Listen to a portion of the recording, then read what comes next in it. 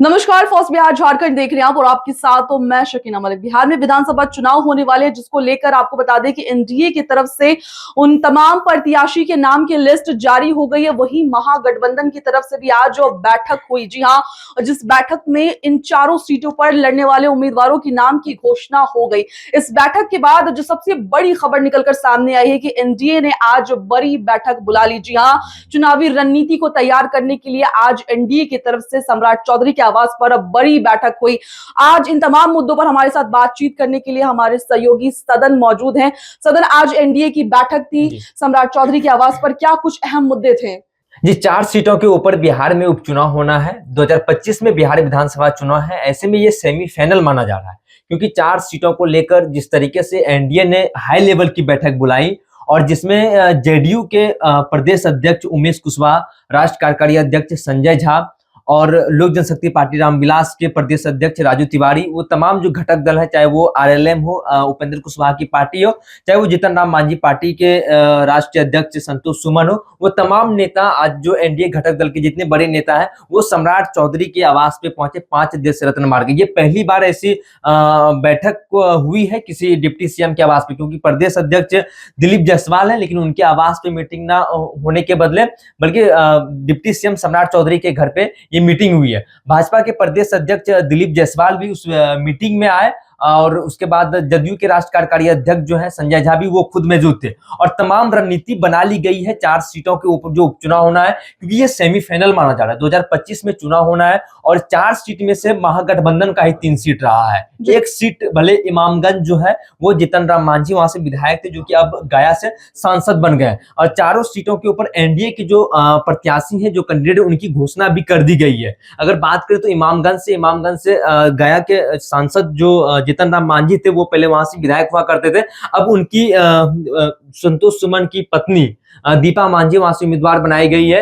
वहीं रामगढ़ की बात करें तो भाजपा के पूर्व विधायक अशोक कुमार सिंह को वहां से प्रत्याशी बनाया गया है। वहीं तरारी विधानसभा सीट की बात करें तो जो सुनील पांडे हैं, जो जनता पार्टी के समय से नीतीश कुमार के साथ थे, अब जो है वो भाजपा के कुछ दिन पहले ही भाजपा का उन्होंने दामन थामा था, उनके बेटे विशाल पांडे को वहां से टिकट मिला। ये 4 सीट जो है और एक सीट और छूट रहा है बेलागंज, जो कि मनोरमा देवी, कुछ दिन पहले ही ईडी की रेड बड़ी कार्रवाई देखने को मिला था। ऐसा लग रहा था कि उन्हें अब टिकट नहीं मिलेगा या फिर जेडीयू की तरफ से बड़ी कार्रवाई करने को देखने को पार्टी की तरफ से मिल सकती है, लेकिन बेलागंज से मनोरमा देवी को वहां से प्रत्याशी बनाया गया। ये हमने आपको एनडीए के तमाम वो बड़े जो सम्राट चौधरी के घर पे बैठक हुई और उसके बाद ये प्रत्याशी का नाम सामने निकल कर आया। खुद जदयू के प्रदेश अध्यक्ष उमेश कुशवाहा ने ये बात उन्होंने बताई कि जिस मनोरमा देवी का नाम उन्होंने साफ तौर पर जिक्र किया कि मनोरमा देवी को बेलागंज से उम्मीदवार बनाया गया। ये हाई लेवल का मीटिंग था, क्योंकि ये उपचुनाव है। ये उपचुनाव को लेकर भी एनडीए के तमाम वो बड़े नेता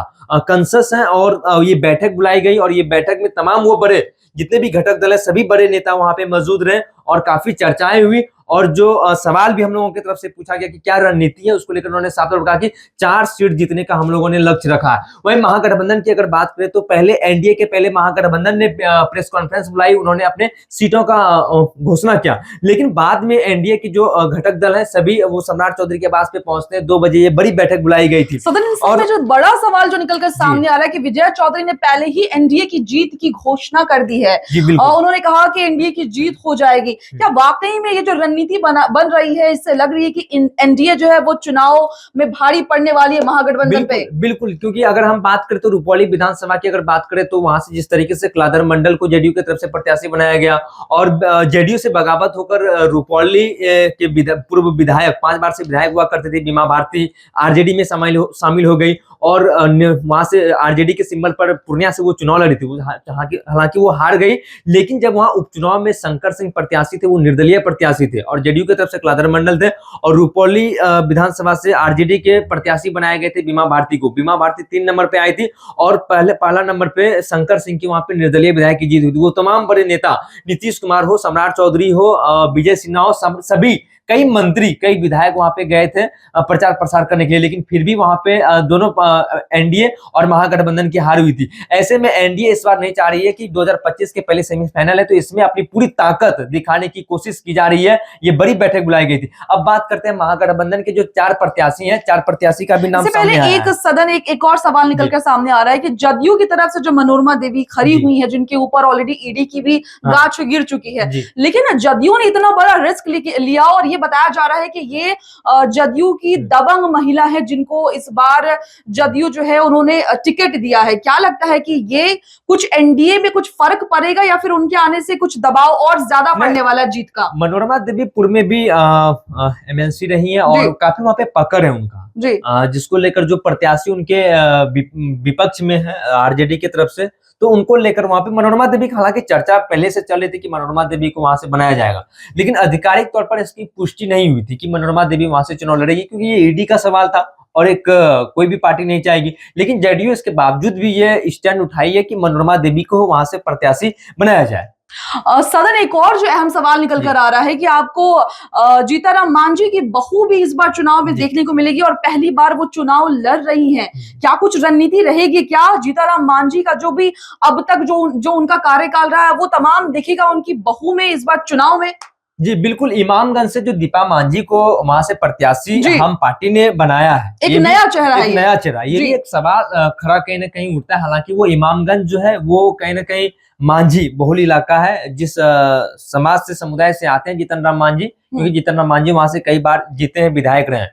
लेकिन अब दीपा मांझी को बनाया गया तो कहीं ना कहीं विपक्ष जो ये सवाल खड़ी कहीं ना कहीं करेगी, क्योंकि जिस तरीके से मीसा भारती का भी बयान आया था, लालू की बड़ी बेटी और पाटलिपुत्र से सांसद मीसा भारती का ये बयान आया था कि 1990 से ही हमारे परिवार को ये कहा जाता है कि परिवारवाद की पार्टी, लेकिन ये लोकतंत्र है, जो भी चाहे चुनाव लड़े। लेकिन ये भी वो कहती नजर आई थी कि उनकी जो बहू को लेकर, जीतन राम मांझी के बहू को लेकर दीपा मांझी जो चुनाव लड़ रही है, उसको लेकर जब खबरें सामने आई तो जब मीसा भारती ने कहा कि वो किसी और घर की है, उन्होंने इस तरीके से कटाक्ष भी किया था। हालांकि इसके ऊपर स्वाभाविक सी बात है, राजनीति होनी है, क्योंकि दीपा मांझी उनका कोई राजनीतिक करियर रहा नहीं है। अचानक से आप, हालांकि हम पार्टी का वो सीट रहा है, अचानक से आप अपने घर के ही प्रत्याशी का नाम खड़े करते हैं, और भी लोग हो सकते थे, लेकिन दीपा मांझी के ऊपर उन्होंने रिस्क लिया है। विशाल पांडे भी एक नया चेहरा है इस बार चुनाव में। जी बिल्कुल, उनको लेने का बीजेपी का बेसिकली मकसद क्या है? बिकॉज एक नया चेहरा है और बीजेपी के उम्मीदवार है इस बार। जी, हालांकि वो सुनील पांडे की बात करते हैं, उनके बेटा है विशाल पांडे।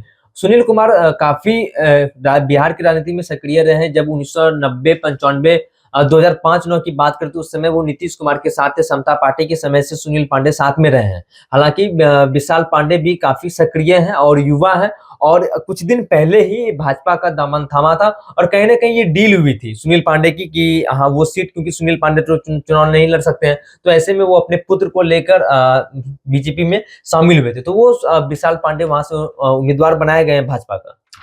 सदन, ये तो एनडीए की बात हो गई, और एक तरफ अगर महागठबंधन की बात कर ले तो इस बार किन 4 नामों की घोषणा की गई है महागठबंधन की तरफ से? देखिए, 4 नाम जो है वो काफी, जिस तरीके से तरारी से राजू यादव को खड़ा किया गया है।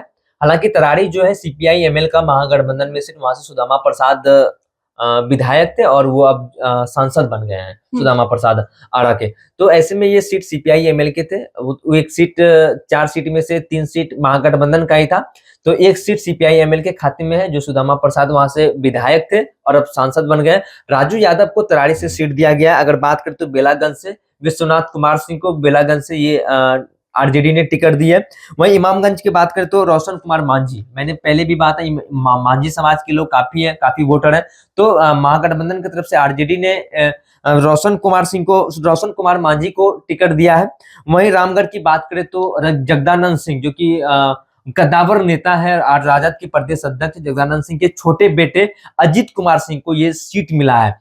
और बात करें तो रामगढ़ की सुधाकर सिंह पूर्व में यहाँ से विधायक थे, अब वो सांसद बन गए हैं बक्सर के, तो ऐसे में ये सीट जो है आरजेडी के खाते में था, ये तीनों सीट। तो रामगढ़ की सीट काफी चर्चाएं में है, इसलिए कि जगदानंद सिंह के छोटे बेटे को इस बार वहां पे लॉन्च किया गया है। बहुत बहुत शुक्रिया सदन, इन तमाम मुद्दों की जानकारी साझा करने के लिए। फिलहाल इन तमाम मुद्दों पर हमने आपके साथ जानकारी साझा की, जहां एनडीए की प्रत्याशी के नाम की लिस्ट की घोषणा हुई, वही महागठबंधन की तरफ से भी तमाम 4 पदों के लिए जिन लोगों के नाम को सेलेक्ट किया गया था उसका आज लिस्ट जारी कर दिया गया। वहीं आपको बता दें कि अब जब महागठबंधन की बैठक हुई उसके बाद एनडीए में एक बड़ी बैठक बुलाई गई और कहा जा रहा है कि ये चुनावी रणनीति भी बनाई गई है। खैर ये तमाम मुद्दा जो है वो चुनाव का मुद्दा है और चुनाव के बाद रिजल्ट आने के बाद ही पता चलेगा कि किसकी क्या रणनीति रही चुनाव को लेकर। फिलहाल आपको क्या लगता है इस पूरी खबर में? आप अपनी राय हमारे साथ जरूर साझा करें।